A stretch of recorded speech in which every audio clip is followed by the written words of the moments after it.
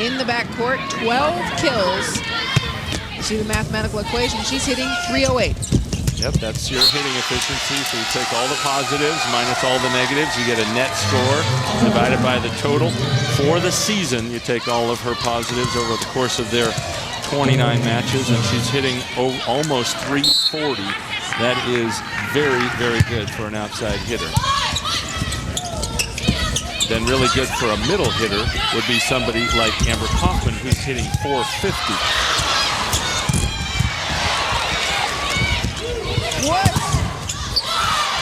Good touch by Hewitt for Hawaii. Cubi-Otineru, some defense from New Mexico State, keeping this rally going. Woods. Oh, nice. A big rally, a big point for the Aggies of New Mexico State. Well, Coach Jordan told us before the game, he said UH, no matter what happens, they always play great defense.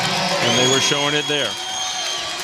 Dave Shoji takes a timeout, wants to stop this little bit of a run that New Mexico State has.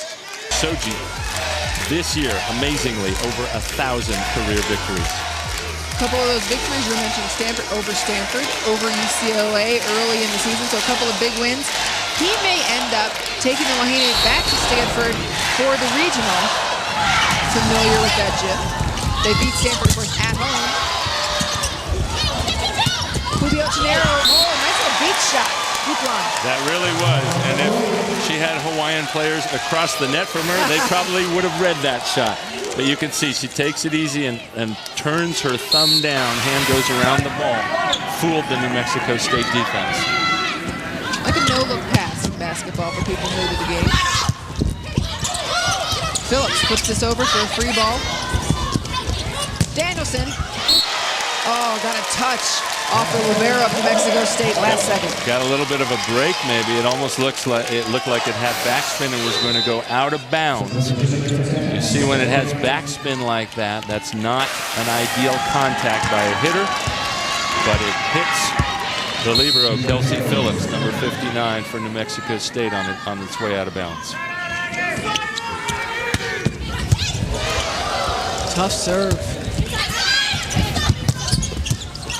Through hands and outside to Danielson. She's blocked with Woods.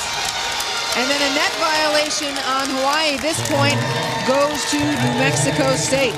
But what a cover by Hawaii there. We call that a pancake, when you smash your hand on the ground and just let the ball bounce up off of it. I think that was Liz Kaihui that time. Great cover.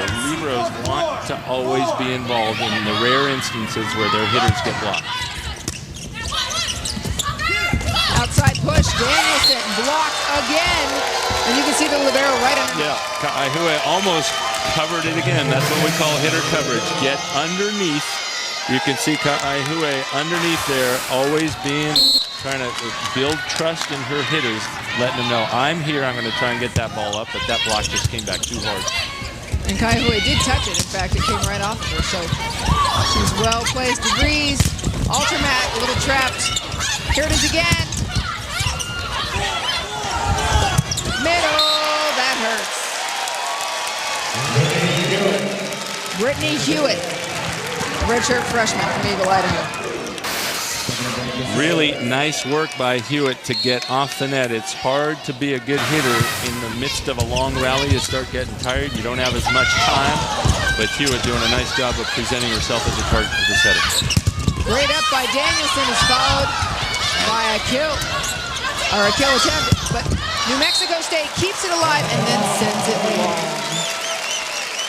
And she had, that's number 28, Krista Altermat, had an opportunity, a one-on-one situation, but swung where she thought hands would be. They weren't. Service error from Stephanie Brandt of Hawaii.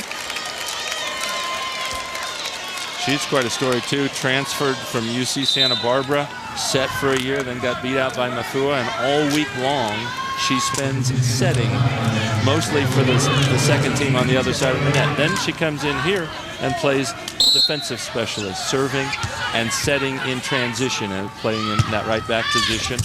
Coach Shoji said, you know, that could be a problem. Some players wouldn't be very happy with that, but she's handled it so well that it's been a really positive influence on the team. Especially as a senior, Stephanie Brand has said, hey, you know what, I'm part of this program. I want to play as much as I can, and she found a role for herself within this team. Ultramat serves. Danielson passes that ball. A little out of system, and then there's a net violation on New Mexico State. Ooh, bad break for New Mexico State. I think they did net, just a little over-eager, but that would have put them up 21-16. Now just up by 3. Important point right here. If they can control this serve and run their offense. Remember, Woods is not in the game right now. Their best offensive weapon. Grant goes back. One blocker, but it's a big one. What a nice move by Danielson. You saw her step in and take the medium cross court away. Watch Danielson step in, jump to her right. Hitter doesn't think she's there, and all of a sudden, stuff. Danielson strikes me as a little bit stealthy. She's not loud, she's not flashy, she's just painful if you're the opponent. And very effective.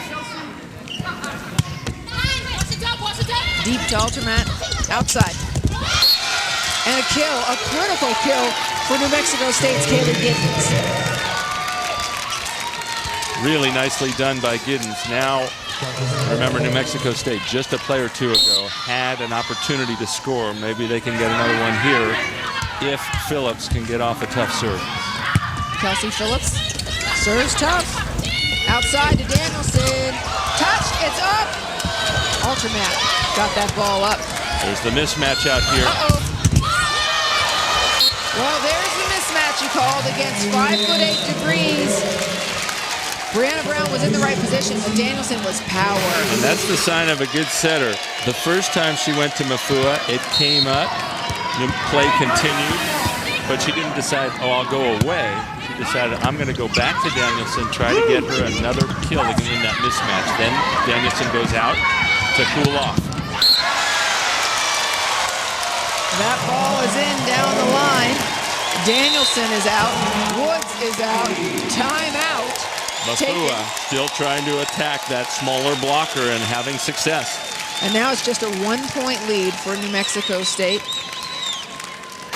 Take a look at the last point, Coach.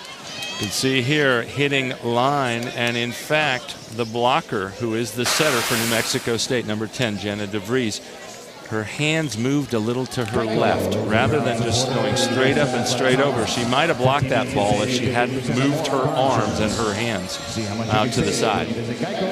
Hawaii's last WAC loss was a year ago in October, but it was to New Mexico State. This New Mexico State team last year got a piece of the regular season conference crown with that win, splitting. Only 4 losses in conference for their whole career, amazingly, for UH. One of the things that sometimes works against the University of Hawaii is that their conference doesn't have that strong of an RPI, some of the other teams in the conference. And so that could work against them in their seed when they play some weaker teams, and it pulls down their RPI instead of up. So they're ranked number 3 in the voting poll, but number 21 or 22 in the RPI. And that might hurt them in the selection criteria. And by the same token, the Pac-10, one of the strongest conferences, or the strongest conference in the nation, it's a little flip-flopped. Everybody's got losses in the conference, but they play that tough competition day in and day out. It's the first time ever that a Pac-10 winner will have more than 2 losses. The leaders right now both have 4. That's Washington and Stanford. Meanwhile, Penn State in control of the Big 10, and Texas in control of the Big 12. Right back at you. Tylenol moment for Kaylee Giddens.